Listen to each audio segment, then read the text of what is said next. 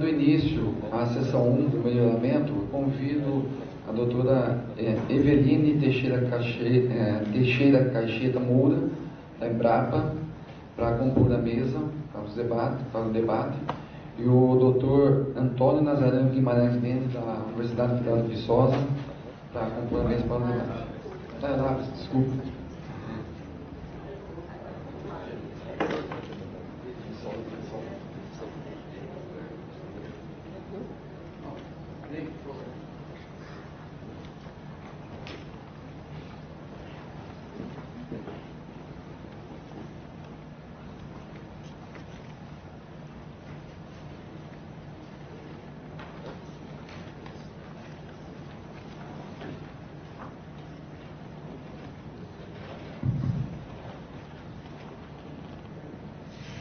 Como bom cavaleiro que eu sou, eu vou dar a palavra inicial para o debate inicial para a doutora Eveline, os questionamentos para o doutor Ney.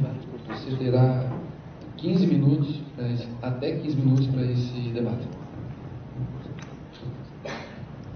Bom dia a todos. Eu queria, antes de mais nada, agradecer, a comissão organizadora pela oportunidade de estar aqui conversando sobre café, debatendo, tentando trazer algumas questões de inovação para a bioeconomia. Então, eu agradeço essa oportunidade. Agradeço a presença de todos aqui, para a gente tentar realmente pensar em alguma coisa. É claro que a gente está aqui para levantar as questões e ver como que nós, da comunidade científica, podemos contribuir, para essa bioeconomia. Nós vimos aqui com a bela apresentação do professor Ney, da Universidade Federal de Viçosa, mostrando, ele demonstrou de forma bastante informativa, como é que está o andamento dos programas de melhoramento, quais que são os desafios e as perspectivas.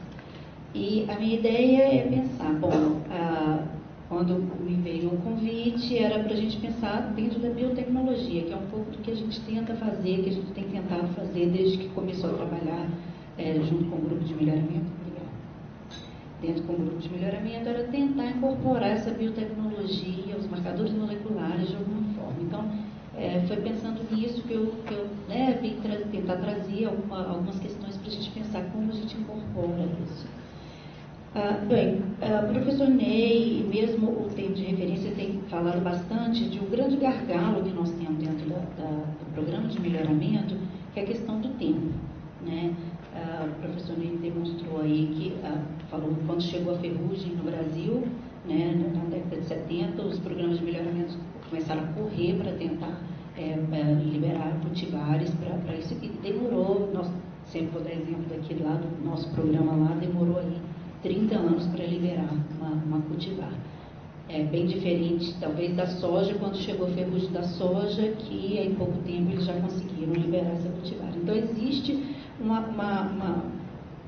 desafio, um gargalo que é inerente ao café, que é a questão de ser perene.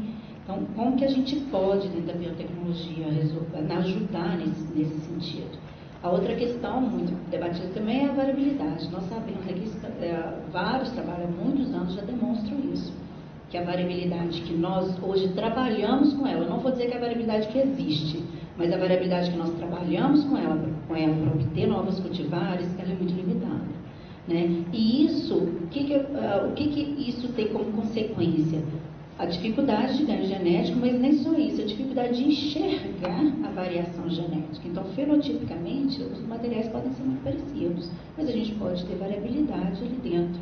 Então, a ideia é como que a gente pode acessar isso com a biotecnologia, com a estatística genômica, com a biometria. Então, pensando nisso de uma ferramenta de auxílio nesse programa para a gente tentar diminuir. E como que nós, do melhoramento da biotecnologia, da molecular do café, estamos usando essa metodologia?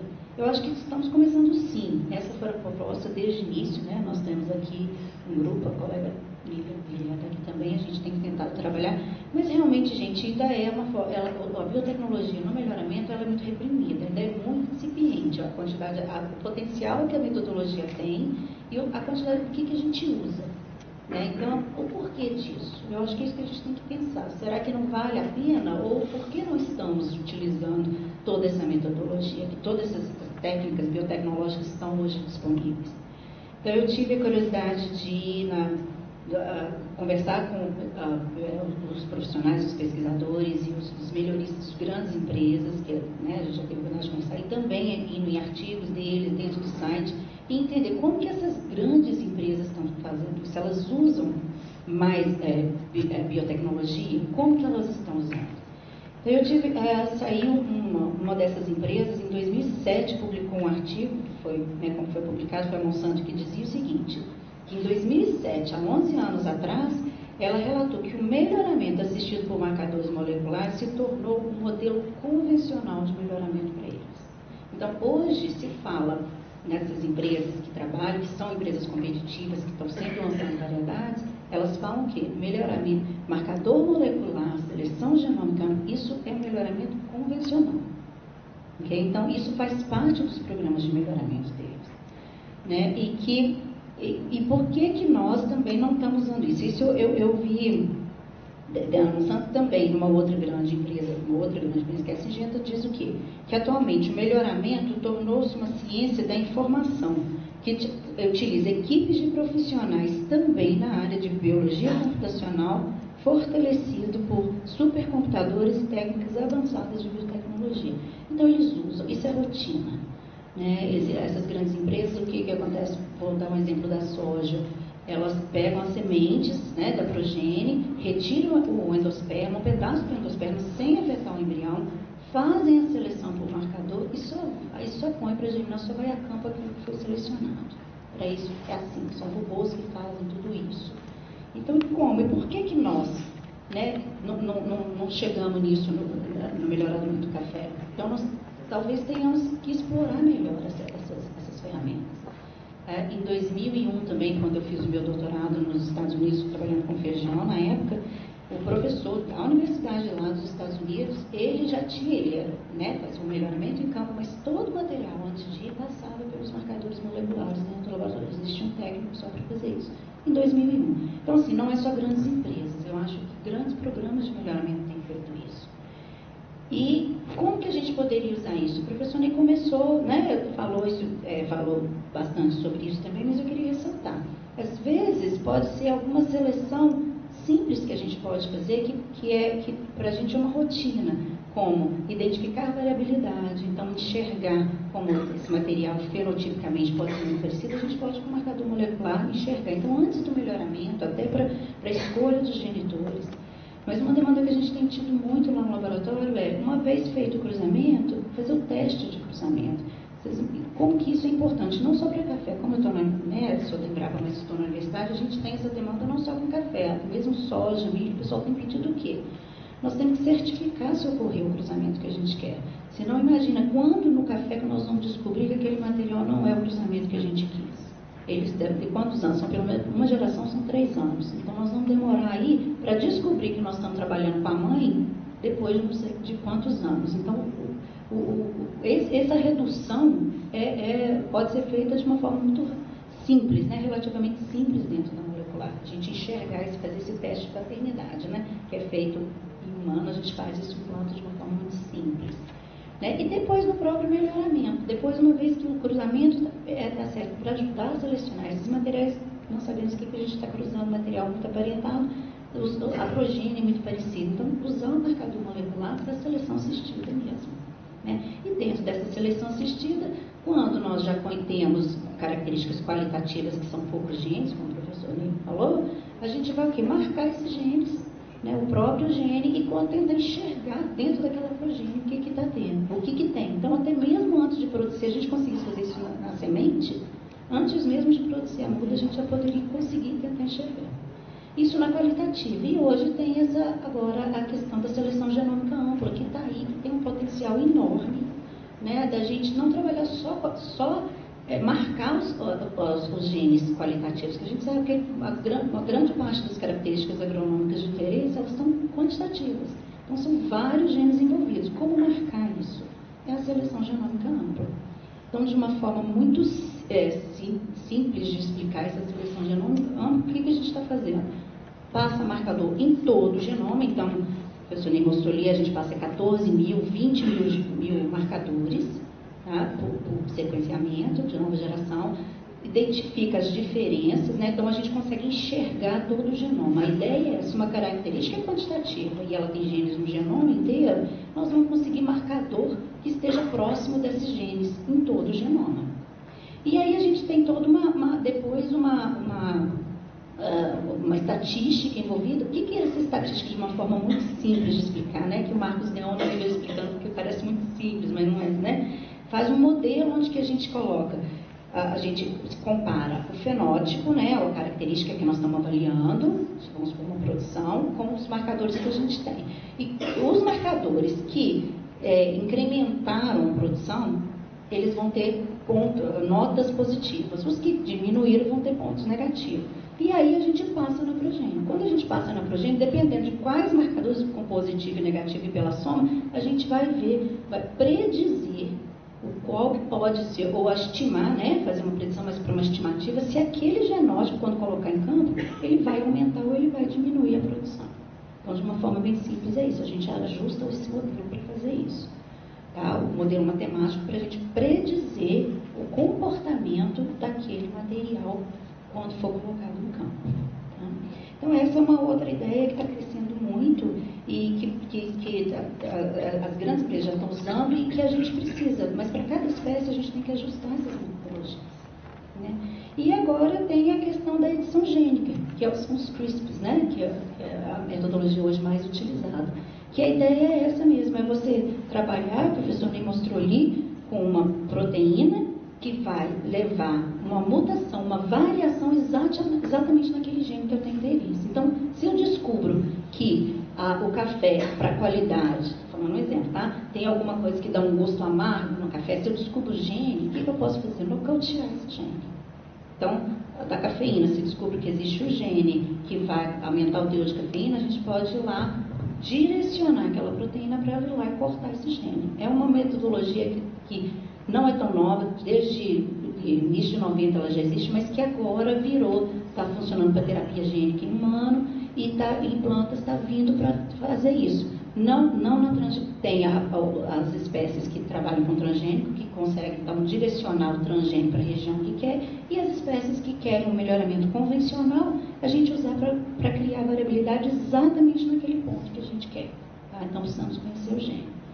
Bom, então as metodologias, gente, de biotecnologia, elas estão aí. Mas o que eu queria levantar é o porquê que nós não estamos usando tanto. E como que a gente pode fazer para a gente se privilegiar de uma ferramenta que pode nos auxiliar, se tem ela disponível. Existem várias empresas e instituições que usam outras culturas. E por que nós não usamos em café?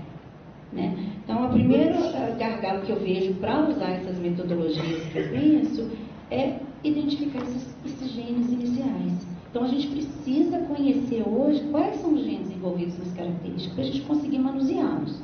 Então, existe um investimento muito alto inicial para conhecer esses genes. Eu digo investimento, não é só financeiro, é um investimento de pessoal, de tempo. E aí é interessante quando a gente vai naquelas planilhas das grandes empresas de melhoramento e a gente começa a ver como que são as planilhas de custo e de tempo. A primeira fase que tem do melhoramento é o quê? É descoberta inicial. O que é isso? É descobrir esses genes de interesse.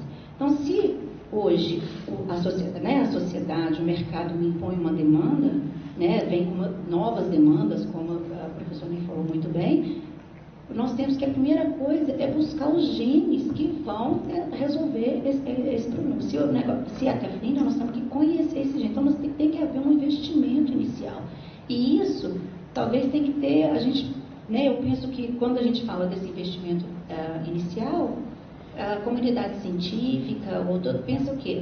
É pesquisa básica. Então, talvez, a gente tem que pensar que isso já é um melhoramento. A gente está buscando esses genes. Então, se a gente começar a pensar, não sei, é uma coisa que eu acho que eu queria trazer para vocês, pensar que isso já faz parte do melhoramento. Né? Então, essa busca inicial dos genes, se a gente quer realmente manipulá-los dessa forma. E não só buscar os genes, mas adaptar essas várias metodologias. Normalmente, essas metodologias, elas começam sempre humano, né? Porque é onde que tem maior investimento. Então, a gente precisa adaptar isso tudo para a planta e para a nossa espécie. Então, se a gente quer trazer o CRISPR agora, a gente precisa adaptar uma proteína que corta o genoma do café.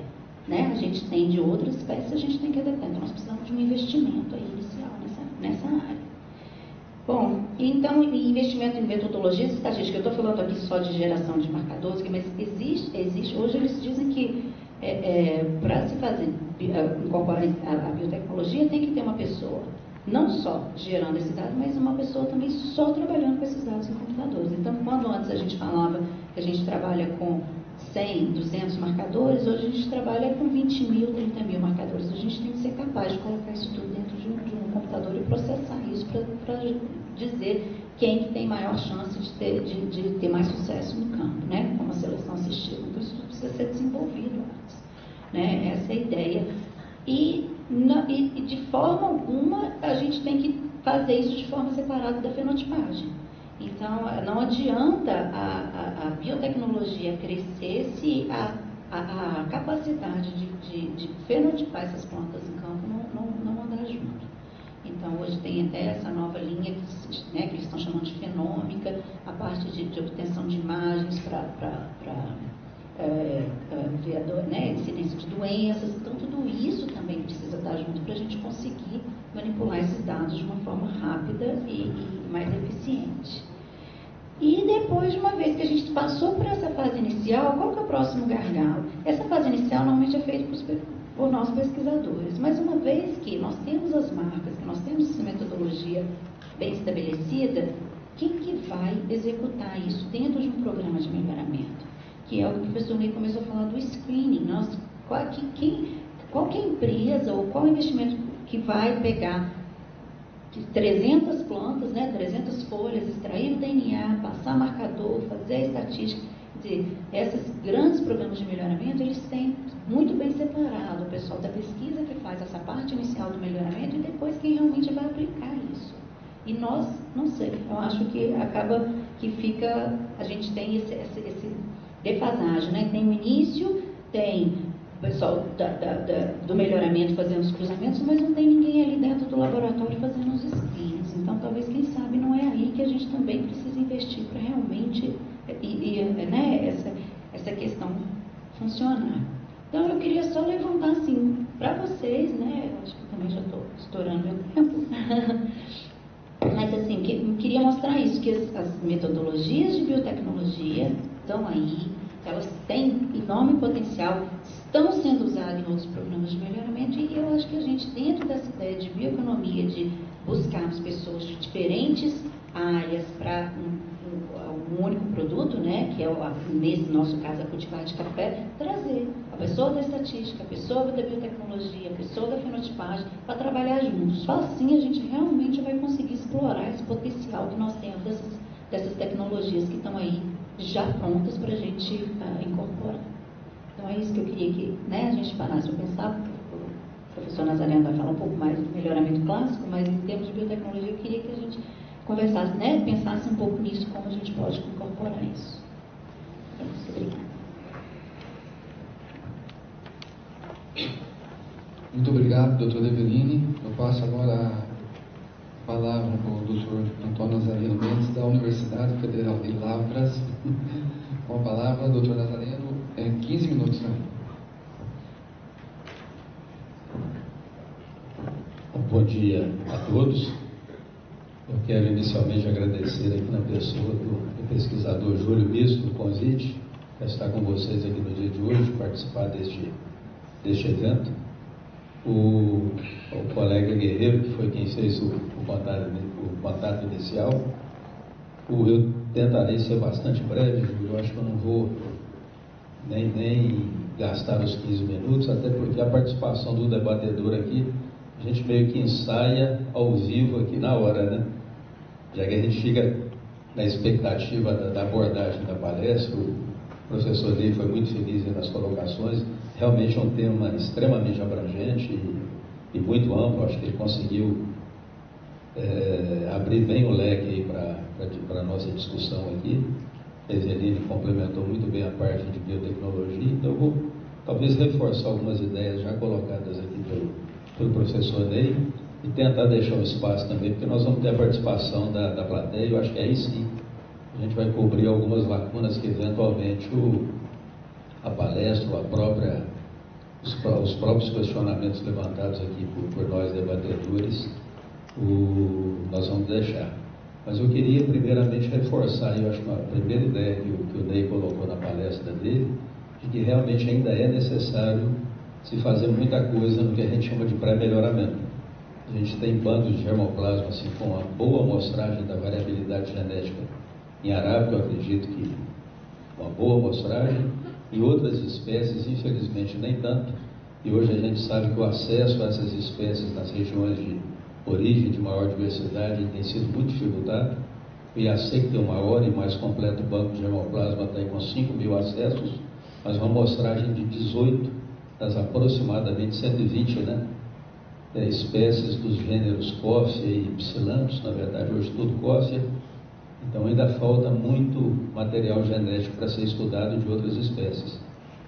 A Epamig tem alguma coisa próxima de 1.600, 1.700 acessos, acho que 5 espécies somente, e nós precisávamos amostrar um pouco mais essa variabilidade, talvez como sugestão, a partir do IAC, que é a nossa instituição líder em genética e melhoramento de caçada no Brasil, talvez aí o contato, as relações internacionais com outras instituições, quem sabe agora aquele novo grupo criado, World Research, Coffee Research, o WCR, tentar que a gente consiga acessar outros germoplasmas de café de outras espécies, ou que outras instituições façam esses estudos mais exploratórios, para nós tentarmos identificar a variabilidade genética para algumas características. Acho que a primeira que se faz aí mais urgente é a própria resistência à broca. Até onde se sabe, não existe nenhuma evidência de resistência genética à broca.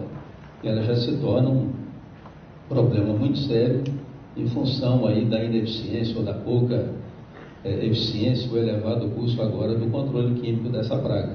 Isso pode acontecer, inclusive, para outros fatores bióticos, outras doenças, outras pragas. Então, há necessidade de nós explorarmos ainda mais a caracterização da variabilidade nos bancos atuais de germoplasma no Brasil, do IAC, da Epamig, do IAPAR no Paraná e outros mais que existem por aí, e tentar ampliar um pouco mais isso com acesso a germoplasma mantido em outras instituições do exterior.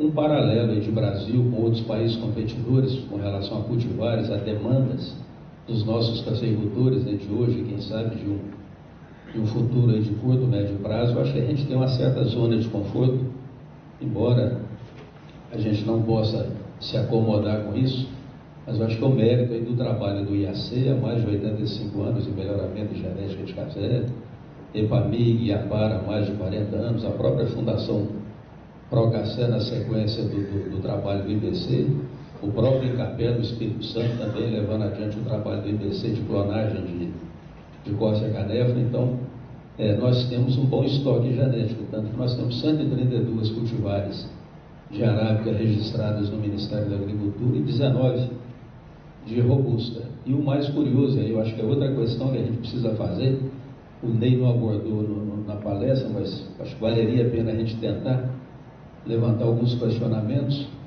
Qual é a razão da pequena adoção desse elevado número de cultivares pelos nossos cafeicultores?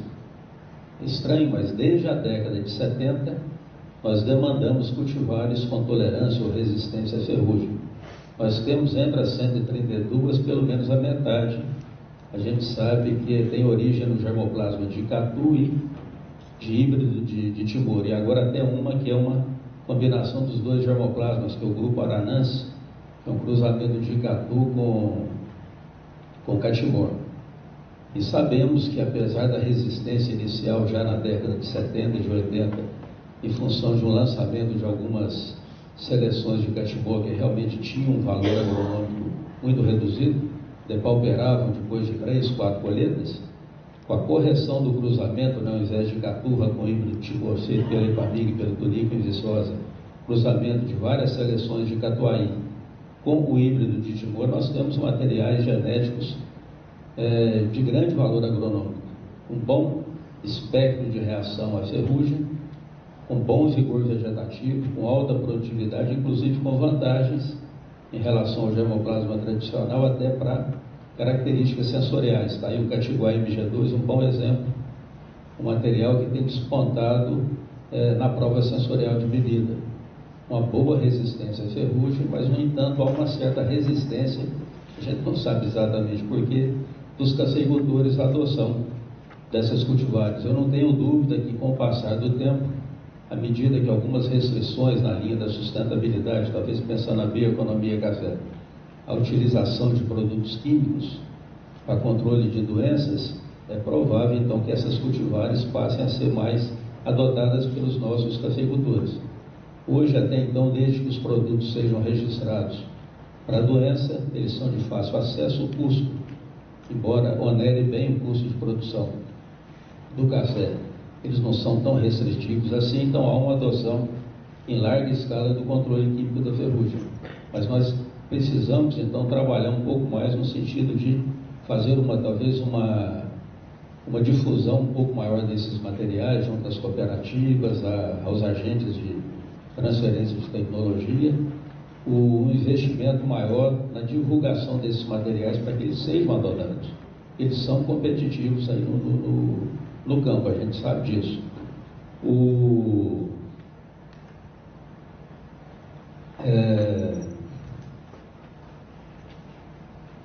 Na linha eu não vou entrar em biotecnologia, Eveline e o Ney abordaram muito bem o tema, mas eu faria uma aposta maior de curto para médio prazo na utilização desses marcadores moleculares, principalmente no emprego deles em seleção assistida em café. Apesar da gente ter tanto conhecimento gerado, tanta informação gerada, tanto investimento nessa área, né? Houve até algum momento aí que a gente tinha alguma dificuldade de financiamento de pesquisa, o melhoramento convencional com o pessoal da biotecnologia tinha mais acesso a recursos, mas que eu saiba ainda não há aplicação direta dessas técnicas de marcadores moleculares, usuários, e a própria seleção assistida em programas de melhoramento. Nenhuma das 132 cultivares de coffea arábica e das 19 de robusta registradas no Ministério utilizaram em qualquer grau esse conhecimento.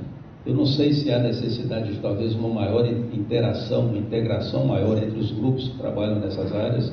Talvez os trabalhos estejam sendo ainda desenvolvidos de modo muito isolado nas instituições. Talvez haja necessidade dos próprios grupos de biotecnologia que trabalham nessas áreas interagirem um pouco mais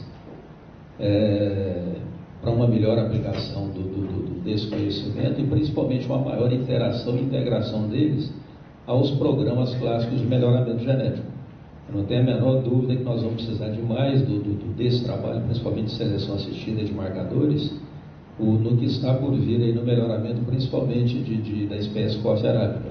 E aí, também indo ao encontro do que o Ney reforçou aí, eu aposto muito no futuro de curto e médio prazo em híbridos, em café arábica, que serão clonados.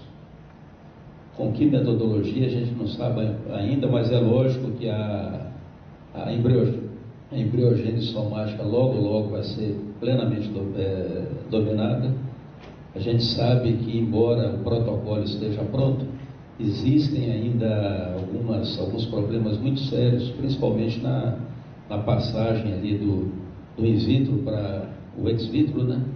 A adaptação desse material naquela fase de aclimatação, a gente perde muito material, isso tem onerado muito o custo, mas a gente sabe que existem avanços na linha do enraizamento de estacas, não o convencional à semelhança de coffea canephora, mas talvez na linha de microestaquia, seria a partir de plantas matriz, faz uma primeira etapa o enraizamento convencional, como se faz em coffea canephora, e a partir então de plantas pouco desenvolvidas, dos híbridos, dos clones, né, desses híbridos, nós passamos então a utilizar a microestaquia, que dá uma taxa de multiplicação bem elevada. O próprio Carlos Henrique Carvalho, que trabalhou durante todo esse período na Embrapa Café com embriogênese somática, ele faz uma aposta muito grande na microestaquia para viabilizar em escala comercial a propagação de híbridos. E aí eu acho que nós podemos encarar os híbridos aqui não apenas com aquela conceituação convencional dos programas de melhoramento dialoga, mas não é como melhoramento de nível. Mas primeiro, materiais segregantes que são identificados em qualquer etapa dos programas convencionais de melhoramento genético, F2, F3, qualquer planta que tem heterozigose e uma expressão favorável para a maioria das características pode ser clonada a partir dali. E a busca, aí sim, eu acho que a partir de agora, de novos programas de melhoramento, de híbridos simples, híbridos triplos, híbridos duplos, a partir do cruzamento de diferentes materiais genéticos, para nós obtermos então o que a gente chama de resistência múltipla. Uma resistência múltipla a fatores bióticos e a própria tolerância a fatores abióticos, principalmente a questões de deficiência hídrica, de elevação de temperatura. E aí a heterose existe em dois sentidos. Primeiro, porque de fato existe heterose em café e em coffea arábica em função da pura heterozigose nos vários loci. Mas uma grande vantagem que o café oferece para nós é que para a maioria dessas características, vamos pensar em fatores bióticos que pressionam a lavoura, resistência, tolerância a pragas e doenças, o fenótipo favorável é condicionado por alelos dominantes.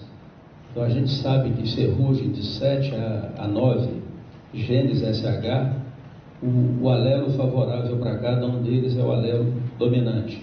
Para bicho mineiro, até onde se sabe, são os dois genes, LM1 e LM2, no caso do material genético que vem de Coffea racemosa, o fenótipo favorável também condicionado pelos alelos dominantes.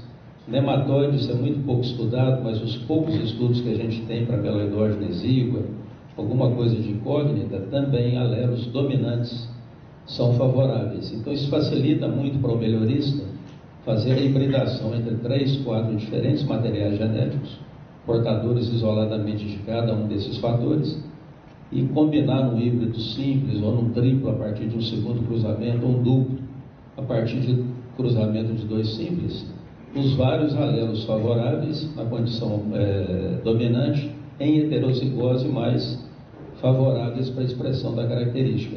E aí sim eu acho que as várias técnicas de clonagem, de propagação vegetativa, ou via embriogênese somática ou microestaquia, estarão já à disposição dos cafeicultores para que a gente possa aplicar em larga escala. Mas eu acho que eu resumiria a minha participação só nessas considerações, Júlio, até para não avançar muito no tempo e deixar um espaço para que os participantes aqui possam encaminhar seus questionamentos e com isso a gente fechar o painel. Mais uma vez mais, então, eu agradeço o convite aqui pelo Agropolo Campinas Brasil, pelo Instituto Agronômico de Campinas, parabenizo o Ney e a Evelino pela participação nessa mesa. Obrigado.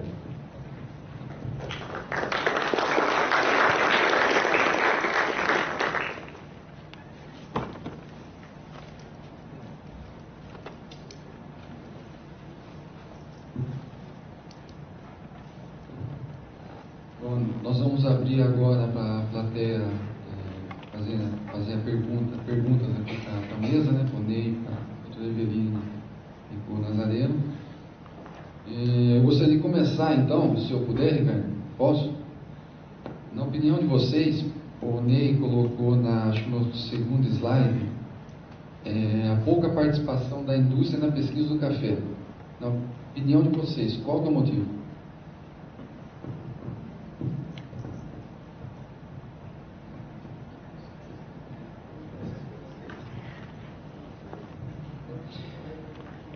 No melhoramento, o motivo é o mesmo da soja, antigamente.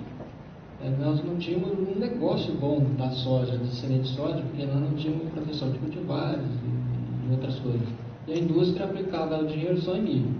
Depois que o negócio de semente da soja ficou bom, eles mexiam com tudo em melhoramento de soja.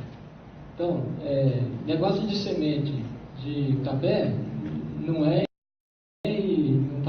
vai ser um bom negócio também, porque o cara compra uma vez e vai arrancar aquela lavoura dali 100 anos. Então, não é um bom negócio de semente. Produção de livre também vai, mas não com uma indústria grande. É um bom negócio para um cara, um bom produtor de muda, é um bom negócio que vai ganhar bastante dinheiro, mas uma multinacional não vai ganhar dinheiro fazendo isso. Lá no começo, muitos anos atrás, quando começou o assunto de propagação vegetativa, nós recebemos um grupo estrangeiro pensando nisso, e eles tiveram uma ideia brilhante. Ganhar dinheiro em cima de toda a safra que o produtor produzir durante 100 anos da muda que ele comprar clonado da empresa. Quando ele falou isso, nós fechamos a agenda e isso é outra discussão aí, né? Não é esse caminho também. Então, o caminho também não sei qual é não, mas talvez as empresas de prestação de serviço que prestem serviço a várias culturas, entre elas o café. Mas eu não estou vislumbrando assim uma empresa de sementes tradicionais e investir em melhoramento de café, em meio da biotecnologia, não. Então está na mão do serviço público mesmo, por enquanto, né? Ou de empresas menores que estão no negócio do café e vão fazer números de sementes para eles mesmos e vai vender para os outros e vai viabilizar o negócio dele. Eu vou ser breve também, mas acho que o interesse direto da indústria em investir, principalmente no trabalho de melhoramento, acho que é pelo que o Ney falou, o próprio fato da espécie coffee arábica ser predominantemente autógama, sistema de reprodução aí via seminal, né? E no caso do robusta, o domínio muito fácil aí da propagação vegetativa. A menos que a gente avance um pouco mais em marcha de esterilidade, produção de híbridos, a partir de cruzamento, transforme não a arábica numa espécie alógama que se assemelha, pelo menos um comportamento de espécie alógama, pode interessar. Mas eu vejo também esse problema do pequeno investimento da indústria, a própria indústria, e vamos pensar, não aquela que está interessada diretamente em ganhar dinheiro com comercialização de material genético, mas a própria indústria que se beneficia do café, a indústria de café torrado, café torrado e moído, de café solúvel, ela não investe nada, ela tem as demandas dela, ela quer materiais com maior teor de sólidos solúveis, no caso de robusta, tem uma série de exigências aí com relação à arábica, mas ela também não investe. Mas aí um grande problema é que eles acham que já investiram no passado, que quando se criou aquele fundo chamado Funcafé, acho que é mais virtual que tudo, né? E a partir daí criou-se um consórcio de brasileiros de pesquisa e desenvolvimento do café que investe alguma coisa entre 10 e 12 milhões por ano. Então eles se desobrigam de fazer qualquer investimento, entendendo que o governo é que tem esse recurso. O gestor do Funcafé já coloca esse dinheiro no consórcio. Só que esse dinheiro está cada vez mais virtual para nós pesquisadores. Ele existe, ele é distribuído na forma de editais, nós fazemos projetos, temos projetos aprovados, mas o recurso não chega até o pesquisador. Então a indústria não coloca dinheiro para financiar projetos que sejam do interesse dela, que se desobriga entendendo que já fez esse investimento via Funcafé e que hoje é obrigação do governo colocar esse recurso na mão dos pesquisadores, e o governo, embora tente colocar, há tantas amarras jurídicas aí que o recurso não chega diretamente até os pesquisadores. Esse é o maior gargalo que eu entendo até para curto, médio prazo aí da pesquisa, não só em melhoramento, mas nas outras áreas do conhecimento também com café. O Nazareno, só uma frase. O Nazareno lembrou bem, algumas indústrias torrefadoras de café estão investindo em pesquisa, inclusive em melhoramento. Então, realmente esse é um caminho bom, né? Principalmente robusta e também agora em arábica. Então, acho que o caminho é por aí, né? E a parceria do setor privado também, algumas empresas, né, produtoras de café cru, mas que são empresas também investem sim. É pouco eu falei, mas existe sim investimento. O investimento existe. Só para complementar, eu compartilho dessa ideia da dificuldade realmente por questão do melhoramento de uma autógama, de uma planta que é produzida por pequenos produtores que talvez não estão querendo pagar um valor maior, né, pela muda, né, até para propagação vegetativa a gente tem uma dificuldade, né, porque são pequenos produtores, Mas eu vejo esse outro lado. Eu acho que a gente também precisa sensibilizar a indústria, não para fazer o melhoramento, ter uma empresa de melhoramento para lançar variedade, mas se investir. Se existe uma demanda da indústria para café descafeinado, farmacêutica para terpenos, eles também, a gente tem que mostrar que se eles investirem para a gente identificar esses genes, para fazer a biotecnologia, ou ajudar no screening, a gente consegue liberar também uma variedade que para eles vai ser importante na hora da indústria, né? Isso aconteceu com a soja também há um tempo, quando o instituto que a gente trabalha lá de biotecnologia, a Nestlé investiu para retirar o gosto amargo da soja. Então não era para fazer um programa de melhoramento, mas investiu para conseguir retirar o gosto amargo da soja e foi conseguido no Instituto de Biotecnologia. Então nós precisamos sensibilizar também a indústria para mostrar para eles a importância deles participarem disso, para a gente também atender a demanda que é deles, que eles também vão receber depois, se beneficiar. E, inclusive, para fazer esse screening, porque o recurso que seja do café pequeno, ele chega para quem? Para o pesquisador. O pesquisador que está fazendo aquela parte inicial que eu estou querendo, que a gente pensa que é do melhoramento. Mas e do meio? E usar o marcador molecular, aplicar como as grandes empresas aplicam, precisa ter as pessoas fazendo esse screening. Quem sabe a indústria não pode nos ajudar nesse ponto, porque o recurso que se tem é pouco e no início Só gostaria de finalizar para acrescentar o que o Dr. Nazareno falou agora há pouco sobre a adoção, que temos cultivares resistentes ou tolerantes à ferrugem e são poucas adotadas. Essas cultivares, o IAC lançou recentemente no aniversário de 125 anos do Instituto, o IAC 125RE, que é resistente à ferrugem e ao exíguo. Agora que ele está começando a ser adotado numa escala um pouco maior do que é normal, e ano passado, retrasado, foi lançado o Catuai SH3, que além da resistência à ferrugem tem tolerância à seca. Então, o que a gente vê é mais fácil países da América Central adotarem as cultivares que nós desenvolvemos aqui do que o próprio brasileiro. Então, tem alguma coisa, algum ruído aí no meio do caminho, que a gente precisa identificar e atacar. Política governamental, governo bancar, troca de cultivar, financiar, não sei.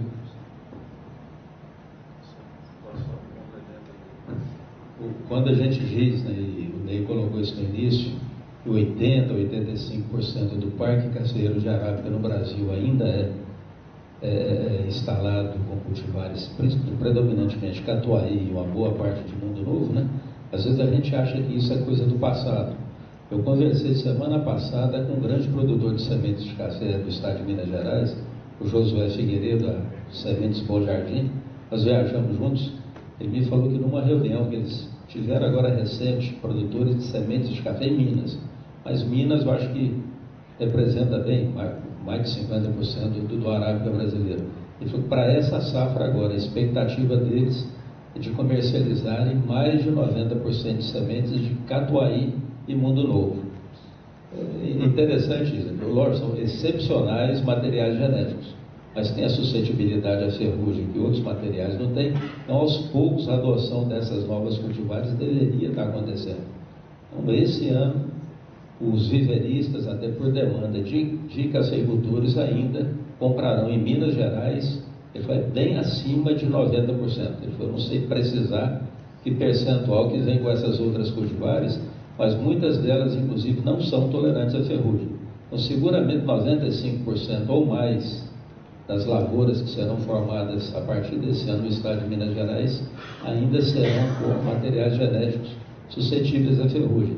Nós temos que entender isso aí, Como eu disse, hoje nós temos material genético promissor, que tem vida longa, que não depaupera como os primeiros catimores, aqueles primeiros que foram lançados atrás.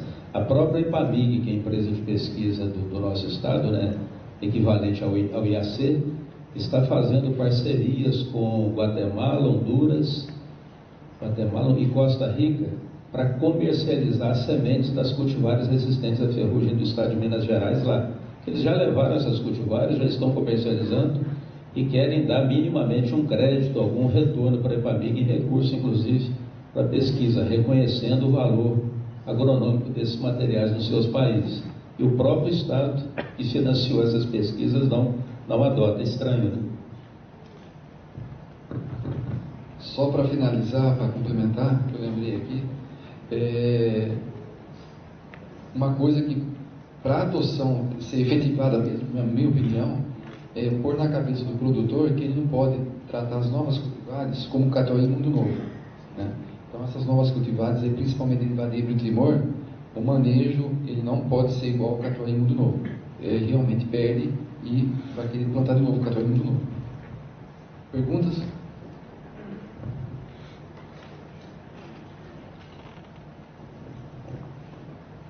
Bom dia, gostaria de saudar a mesa e agradecer aí a exposição de todos os palestrantes. Meu nome é Raquel, sou aluna de mestrado aqui do IAC e também sou produtora de café em Três Pontas, no sul de Minas. Então, gostaria de fazer uma observação sobre o que o professor Antônio falou sobre a adoção de novos cultivares pelos produtores do ponto de vista de uma produtora de café. Então, nós temos aí um custo de produção hoje para a implantação de uma lavoura de café, no primeiro ano, em torno de R$ 5 por muda. E nós falamos hoje no stand em torno de 5 mil plantas por hectare. Então, não é um custo barato, principalmente quando a gente fala que a maioria do produtor em Minas, São Paulo e Norte do Paraná são produtores pequenos. Então, estou falando de um custo de produção de implantação de lavoura, de um primeiro ano, onde eu não vou ter lucro, em torno de R$ 30 mil por hectare. Nós temos também um comportamento distinto aí de novas cultivares, como você acabou de falar. O Mundo Novo e o Catuai, o produtor ele já sabe como essa cultivar vai comportar, qual é a época de maturação para ele poder escalonar a colheita dele, que é uma coisa muito importante. Um conhecimento que o produtor ainda não tem aí nas novas cultivares. Por exemplo, vou falar do topázio, que é uma cultivar que está indo muito bem em algumas regiões do sul de Minas. Conheço lavouras de topázio que no segundo ano tiveram uma produção de 60 sacas por hectare, planta de 2 anos. Mas em regiões mais altas, como Poços de Caldas, Muzambinho e tal, essas cultivares elas vão ter uma maturação lá para setembro, outubro, o que acaba atrapalhando aí o escalonamento de safra do produtor. A gente já começa a ter chuvas na colheita, uma série de obstáculos, né? Então, acho que na pesquisa de melhoramento genético, além da gente produzir novas cultivares resistentes à ferrugem também, que outro ponto importante que foi levantado, também precisa haver pesquisa de como será o comportamento dessas cultivares nas principais regiões produtoras, porque eu acho que o produtor ele carece dessa informação, para ele saber de como ele vai conduzir essa nova cultivar. E além disso, o produtor ele também precisa ter acesso à semente. Faz 4 anos que eu tento comprar com a Fundação Procafé semente de cultivares resistentes à ferrugem e não consigo. E eu vou nos viveiros, porque o produtor pequeno compra do viveiro da cidade, é lá que ele vai adquirir a muda dele. E os viveiros, como você falou, 90% é Catuai e Mundo Novo. Então o produtor ele não consegue ter acesso também a essas cultivares, muitas vezes dentro das agências de pesquisa, por questões burocráticas, e não chega essas mudas no viveiro para o produtor adquirir.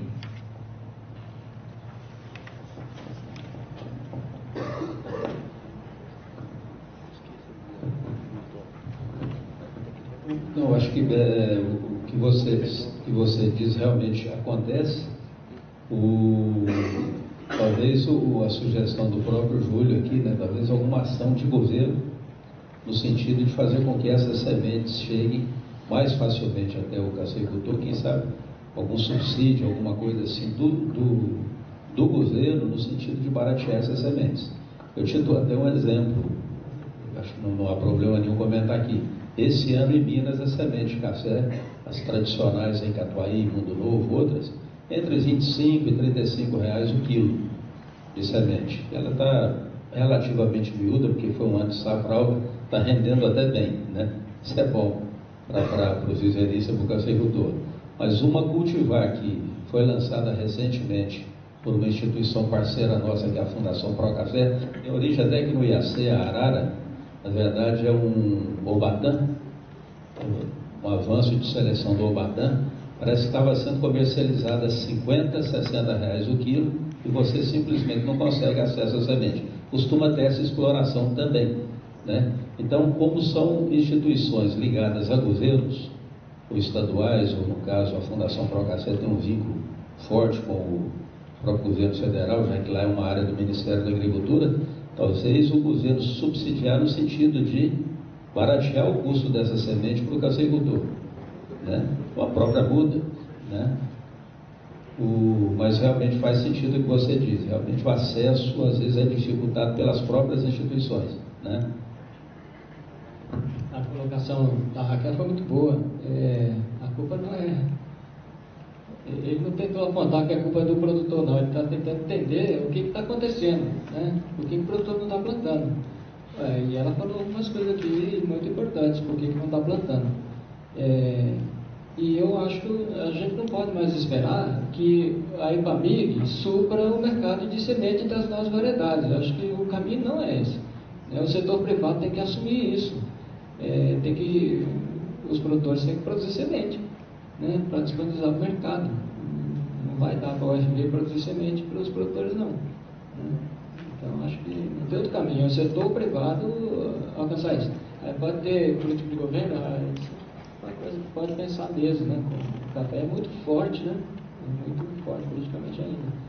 E precisa, na Colômbia, eles definem lá de cima para baixo. Eles têm um modelo mais ou menos igual o antigo nosso IPC. Eles copiaram o IPC nosso e funciona até hoje, né? Então eles soltam lá um decreto de cima para baixo, uma ordem, daqui para frente agora vocês vão plantar só variedade Colômbia. Não, pera, agora não. Agora vocês vão plantar só Castilho. É assim, funciona, né? Lá no Espírito Santo fizeram um trabalho lá e falaram assim, nós vamos dar lançamento para quem plantar essa e essa linhagem, né? Porque na época tinha lá material nosso lá, né? Então tem algumas ações que dá para minimizar, mas produção de semente, se for esperar que a IPAMIG supra o mercado de semente, eu acho que nós estamos no caminho errado.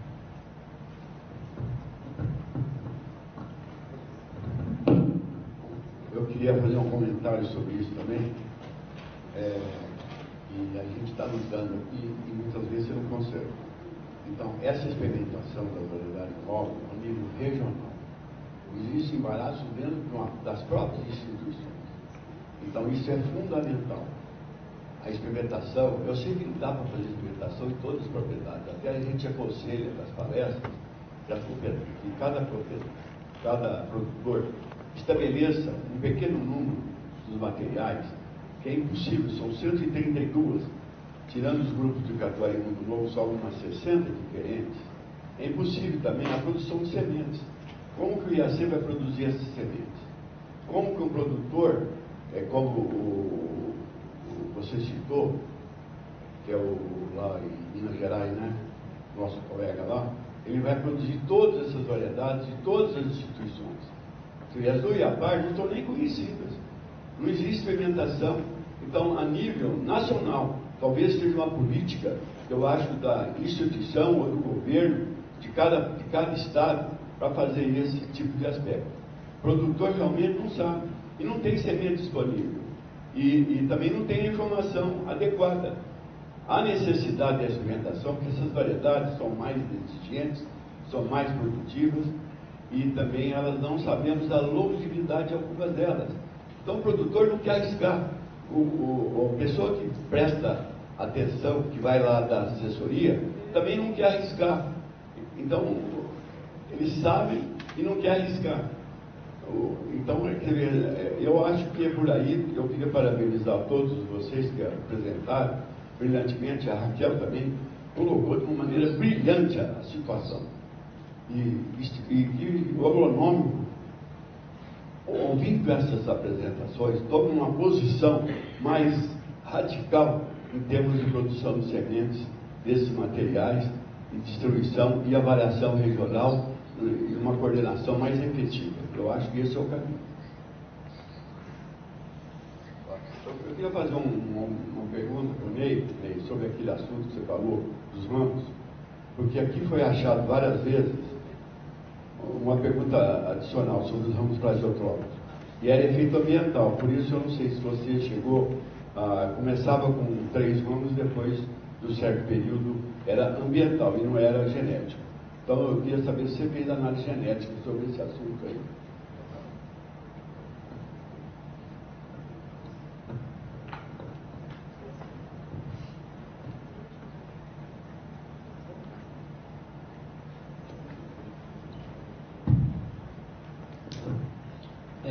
Estou fazendo, mas olha, não tem estado ainda. Tem que ver. Eu vi alguma coisa sobre isso, conversei com alguns colegas, e a hipótese é mutação meristemática mesmo, e a mutação meristemática ela tem vários tecidos diferentes, né? Dependendo de onde for a mutação, ela vai ser só como se fosse uma quimera, né? E não vai propagar. Mas dentro do meristema existem os tecidos que vão dar origem à flor. Se a mutação ocorrer ali, pode ocorrer, ela vai afetar a herança da característica. Então, eu publiquei isso porque eu acho que é uma característica. Como existe essa possibilidade, foi mais um alerta para a comunidade, né, científica nossa, de ficar de olho e não desistir, não. Testou uma vez, eu sei que já testaram e não é herdável, mas existe a chance de ser herdável. E toda planta que for coletada, porque já no passado alguém chegou à conclusão que não era herdável, não significa que não poderá ser herdável. Então toda planta de ramo triplo, acho que tem que ser plantada em vez de ser herdável, porque é uma característica que eu acho que pode interessar. E por que eu testei também? Porque eu achei 6 plantas, num talhão de 700 plantas. Eu acho que é muito. E eu estou desconfiado que ela já, inclusive, deve ter um zigote. É a minha hipótese de trabalho. Mas ele realmente é um negócio aí para frente, tem que estudar. Né? E tem esse problema sim. Só para complementar o que o Fasoli falou sobre a produção de sementes, um pouquinho de atraso, de uns 15 anos, hoje, o senhor sabe também, nós escolhemos, né, o Paulo Mococa está aí, o primeiro campo de semente genética do IAC 125RN, ano que vem vai ter o Batã Amarelo, daqui 2 anos o SH3, e o 125RN, nós antecipamos em preço, foi a primeira produção nossa, pequena, R$80 o quilo, tudo vendido. Então, a programação começou há 2 anos atrás, quando o Gerson estava na diretoria do centro. A gente está colhendo o primeiro fruto agora, um pouco atrasado, né? Poderia ter sido formatado um pouquinho antes, mas tudo bem. Então, a gente está nessa expectativa aí de começar a atender o mercado dessas novas cultivares. O Fasoli tocou no mesmo assunto, parecido a Raquel, né? Realmente, o que a gente tem falado para os produtores sempre, né? Planta um pouquinho de cada aí, você que conseguir. Esse ano você conseguiu o Icatu, planta um pouquinho dele e vai observando na sua própria propriedade, né? E se der certo, aumenta a produção, porque a pesquisa não vai dar conta de testar na propriedade de todo mundo, não. Né? Então, mas pelo menos um pouco dá para cada um testar, não é isso? Dá um talhãozinho pequeno de cada variedade que ele tivesse esse ano que vem mais outro. E vai observando ele mesmo. Eu acho que o caminho é mais ou menos esse, né? Também. E as exigências de nutrição e outros tratos culturais, realmente, também nós estamos meio atrasados nisso. A própria pesquisa não está... Todo mundo faz pesquisa com gato aí, né? Não estou pesquisando muito essas novas variedades das outras condições, porque a gente sabe que tem interação geral de um ambiente forte aí. Então, realmente um gargalo. Somente uma observação, hoje nós estamos com um tempo um pouco avançado dessa primeira sessão, acho que nós estamos aí num dia longo, então nós vamos ter, infelizmente, somente mais espaço para mais 2 perguntas, mas eu acho que os palestrantes e os demais participantes, eles ficam disponíveis aí o dia todo para vocês conversarem e discutirem, eu acho que esse é o grande objetivo, tá? Mas, novamente, desculpe por essa interrupção da questão das perguntas, é interessante o tema, é um tema relevante, bastante ainda a ser discutido, mas infelizmente nós temos um cronograma, uma programação para cumprir, tudo bem? Obrigado. Complementar o que o nosso colega falou ali na bancada, com relação a, assim, eu acredito que o assunto teria que ser mais facilmente digerido para o produtor rural, né? Eu acho que falta um pouco meu pai é produtor rural também, eu percebo que ele tem a intenção de plantar coisas diferentes, o acesso à muda é difícil, realmente, também eu tentei. Só que assim, a informação para eles chega muito complexa, né? A pesquisa é ótima, assim, resultados muito bons. Mas para o produtor rural que muitas vezes não tem nem o ensino superior, muitas vezes não tem nem o fundamental, fica difícil para eles digerirem o que significa o resultado de algumas pesquisas. Talvez seria interessante a criação de um manual ou de algum material mais simplificado para eles, mostrando os prós e os contras de algumas variedades, para eles conseguirem ter uma decisão mais palpável, entende? Ou até um banco de informações, por exemplo, fulano de tal plantou tal espécie em tal região e deu certo, fulano de tal plantou tal espécie em tal região, e assim o produtor rural conseguir ter um chão para ele poder decidir o que é melhor para plantar na propriedade dele. Olha, deu certo em tal lugar, então acho que na minha talvez dê, né? Então eles ficam com aquele receio de estar arriscando aí, que nem vocês falaram, né? Eu acho que talvez um material mais simplificado. Essa é a minha sugestão, assim, e eu não sei se já foi feito algum tipo de material que talvez eu não tenha tido acesso, né? E onde a gente pode buscar esse material mais simplificado, se é que ele existe. Obrigada. Rafael.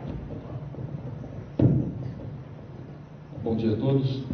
Meu nome é Gerson, sou pesquisador do Centro de Café, na área de pós-colheita.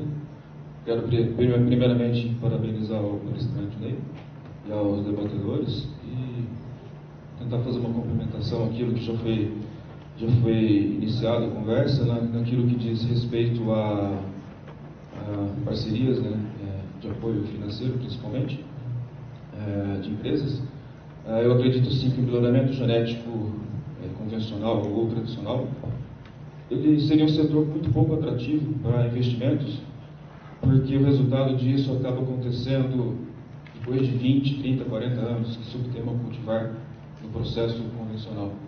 Então, eu não acredito que terá alguma empresa que tenha interesse em fazer um investimento de longo prazo e esperar esse retorno. Então, a gente tem que usar todas aquelas estratégias que existem de apoio ao melhoramento para tentar encurtar esse prazo e tornar algo mais atrativo para esses parceiros.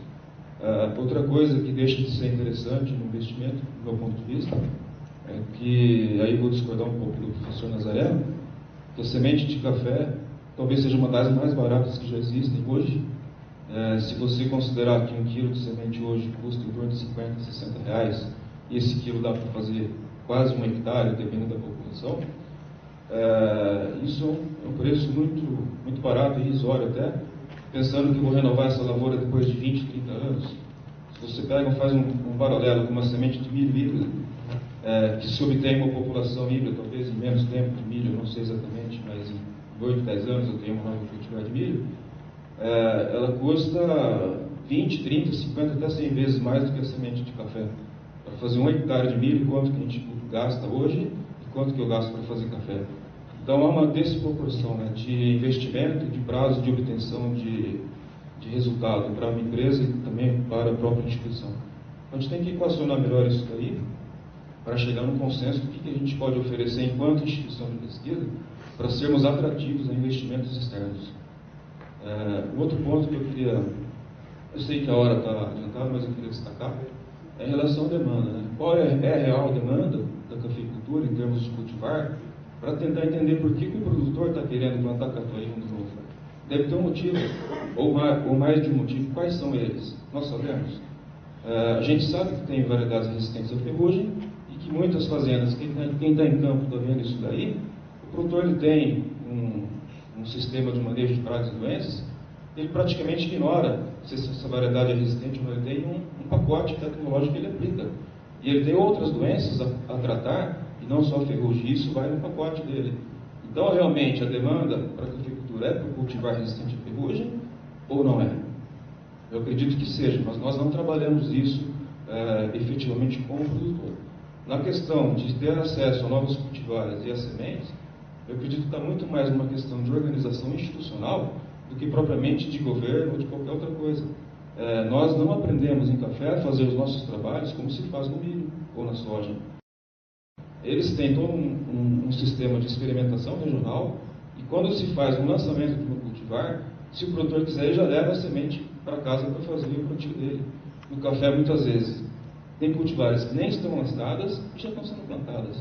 Então, nós estamos num descompasso de desenvolvimento da tecnologia que, se não for mudar, não adianta fazer nada.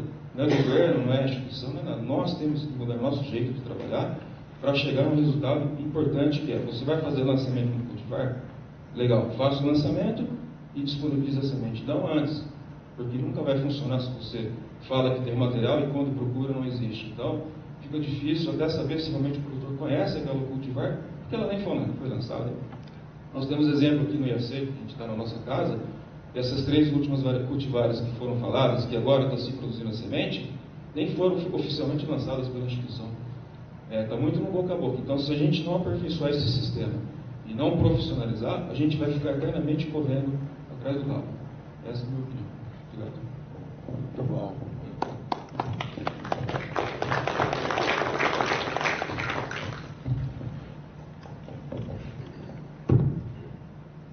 Posso falar ou você quer encerrar? Então, a Rafaela mencionou algumas coisas.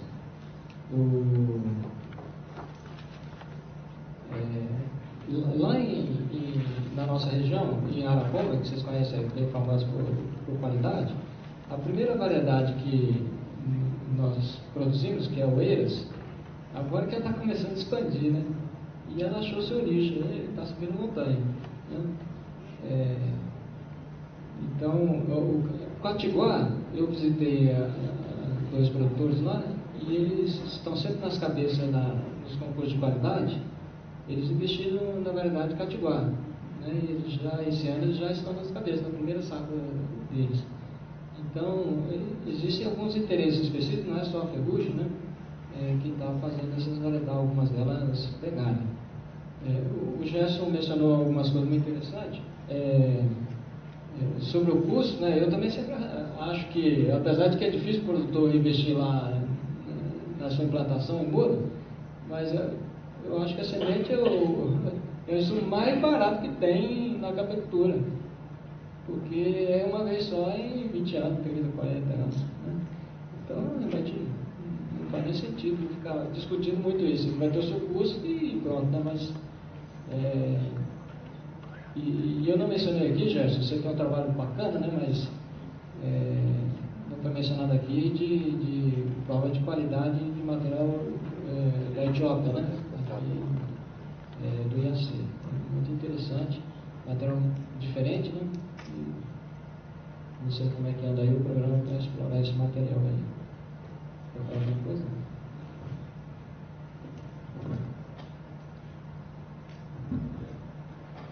Mais nenhuma pergunta? Damos por encerrado essa primeira sessão do workshop Bioeconomia Café. Bom,